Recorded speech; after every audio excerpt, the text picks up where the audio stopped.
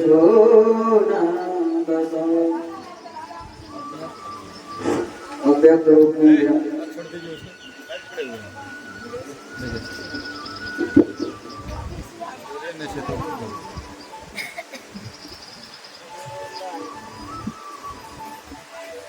अव्यक्त रूप में विराजमान सदगुरु महर्षि ब्रह्मजी महाराज के श्रीवल भाव चरणों में बारंबार कोटि शरण मंत्र विराजमान संतों कारम महाराज के चरणों में बारंबार कोटि शरण कंडाला से पधारे हुए मेरे सामने बाबा के पावन चरणों में बारंबार कोटि शरण उपस्थित है। लक्ष्मण गौरव मोदी बाबू के और समस्त साधु समाज के पावन चरणों में बारंबार कोटि शरण है।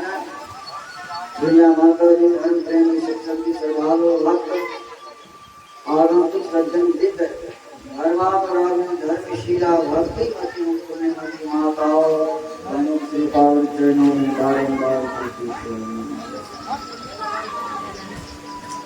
अपार हर्ष की बात है हम लोग यत्र तत्र से एकत्र होकर आज श्री संत मत सत्संग में सम्मिलित हैं।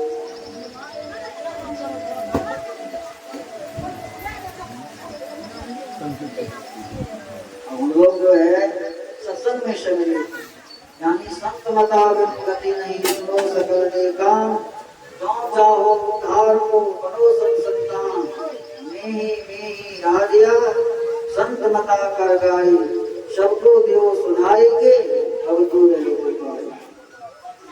समझ का तात्पर्य हुआ। आज तक जो है यानी वर्तमान भूत भविष्य किसी को सच्चा कल्याण हुआ है सन्मार्ग पर चल करके हुआ है, सत्पुरुष के संग में हुआ है। जो सत्पुरुष का संग करते हैं भक्ति भजन करते हैं सेवा शुश्रूषा करते हैं उसकी पूर्ण मनोकामना की पूर्ति होती है। अर्थ धर्म काम मोक्ष सही रहते लोग पाले इसी के लिए तो सत्संग करवाते हैं। सत्संग का क्या होता है सत्य जो संग बराबर होता है सत्संग इसका खंडन नहीं हो मंडन नहीं हो उसी का नाम है सत्संग। यानी सत्य जो जिसे नाम इसका विनाश नहीं होता है भूत वर्तमान भविष्य में इसका विनाश नहीं होता है।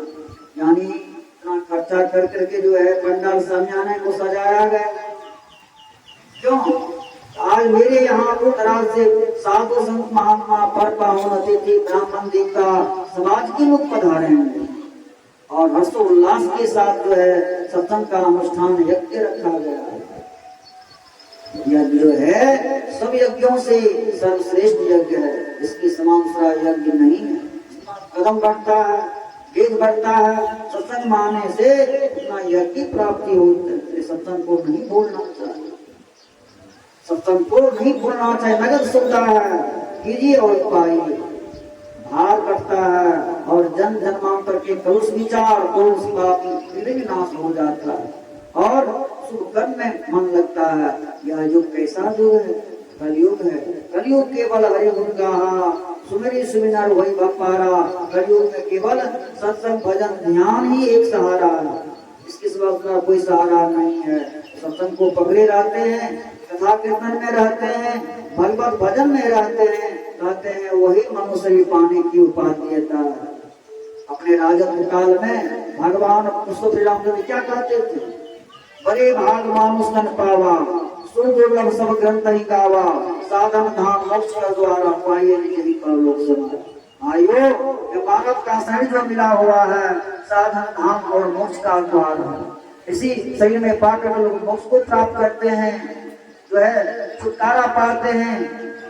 आज हम लोग संसार में आए हैं संसारी बने हुए बंधन में जकड़े हुए हैं कारागार में बंद हैं जेल खाने में बंद हैं। कहते हैं जेल खाने से उबारने के लिए एक केवल सत्संग ही जरिए है। सत्संग को जो पकड़े रहते हैं मुक्त रहते हैं सही रहते उसका निर्मल होता है सभी चीज स्वच्छ रहता है दिन गुना रात चौगुना होता है सभी चीज वृद्धि रूहानी तरक्की होने लगती है। मोहन के लोग कहते हैं देखिए सत्संग जब भजन भेद लिए उसी उसका तरक्की रूहानी होने लगी। क्या खामियां हैं सत्संग में जाने से भजन भेद लेने से कहने का तात्पर्य है यह ब्रह्म विचार प्रचार प्रसार में हम लोग हैं। वह मंत्र जो है, गुरु मंत्र जो है, वह जब से पढ़ता है उसके पीछे आगे पीछे दाएं बाएं बाएं दाएं गुरु महाराज खड़े रहते। मेरा भक्त कहाँ जा रहा है, भूखा तो नहीं है, नंगा तो नहीं है, जो है क्या चीज की कमी है, वस्त्र की कमी है कि भूमि की कमी है, क्या बेटा बेटी की शादी नहीं किए हैं उसकी कमी है, उसकी पूर्णाहुति करते हैं गुरु महाराज। अभी हम लोग सत्संग योग से पाठ श्रवण कर रहे थे, क्या मंत्र में आया है ओम युंजानम प्रथम मस्तुपाय सविता अग्नि ज्योतिर्विचाय पृथ्व्याध्यावरत। मानस ध्यान और अग्नि का ज्योति अपने अंदर में करते हैं करने के लिए। जब तक अग्नि का ज्योति मानस ध्यान नहीं करेंगे, मानस जप नहीं करेंगे, तब तक वह जो है ब्रह्म ज्योति प्रज्वलित नहीं होगा। सत्संग योग भाग तृतीय से भी सुन रहे थे संत सतगुरु कबीर साहब की अमृतमय वाणी, मैं तो आन परी चोरन के नगर। इस सत्संग में कहते हैं मैं तो आन परी चोरन के नगर, सत्संग बिना जिए तरसे। मैं तो आन परी चोरन के नगर क्या है, चोरी झूठ नशा हिंसा विचार यानी काम क्रोध लोभ मोह ईर्ष्या पाखंडता इत्यादि में हम लोग लगे रहते हैं। यह चोर के नगर है, संसार में आए हैं कहते संसारी बन चुके हैं, ऐसा नहीं बनना चाहिए। भगवान कृष्ण क्या कहते हैं, गोस्वामी महाराज के जरिए हैं, क्या कहते हैं, कर से कर में करहु विधि नाना सुरतारा को जहाँ कृपा निधाना। आपको परमात्मा इतना अनमोल कीमत मानव का शरीर दिया है और इतना कर्मों का स्पर्श भोग रहे हैं, उसके ऊपर आप ध्यान रखिए और अपना काम करते रहिए, आप सच्चे मानव कहलाने योग्य होंगे। सत्संग योग भाग जरूर से सुन रहे थे, नित्य सत्संग कर लिए प्यारा तेरा कार सरे सारा, सार कार्य को निर्णय करके घर चेतन धारा पिंड की पार द्वारे का ज्योति जग जावे सुख पावे शब्द सहारे का लख बिंदु नाथ तांत्र मंदिर की स्मरणों में ब्रह्मनाद का धरो सहारा आपन कहते नित्य प्रति सत्संग करने के लिए।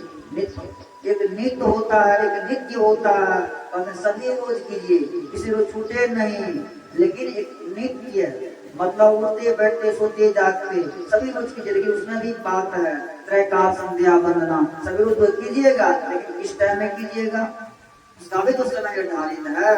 2:30 बजे उठ करके जहाँ जो है कलरव पक्षियों की कलरव ध्वनि जो है नहीं होती है, जो है चहचहाट नहीं होती है, मनुष्य का जो आवाज नहीं निकलती उस वक्त में ब्रह्म वेला में यानी भोर में 2:30 बजे उठ करके कुला आचमन करके शौचालय से निवृत्त होकर के 3 से 4 बजे ध्यान वेला है, फिर जो है 10 से 11 दिन में ध्यान है, 2 से 3 ध्यान है, अपराह्न समय में फिर 5 से 6 त्रैकाल संध्या वंदना 3 वक्त कीजिए, एक दिन में 3 वक्त कीजिए, तब काम ठीक बनेगा और जीवन मंगलमय एवं सुखदायक बना रहेगा। इस छोटी सी झोपड़ी में रहने वाले आज टीन में रहते हैं, टीन में रहने वाले मकान में रहते हैं, आलिशान मकान में रहते हैं, जमीन खरीद ली है इसकी कमाई से, संत सदगुरु आरसी नहीं के आशीर्वाद से, गुरु की कृपा से।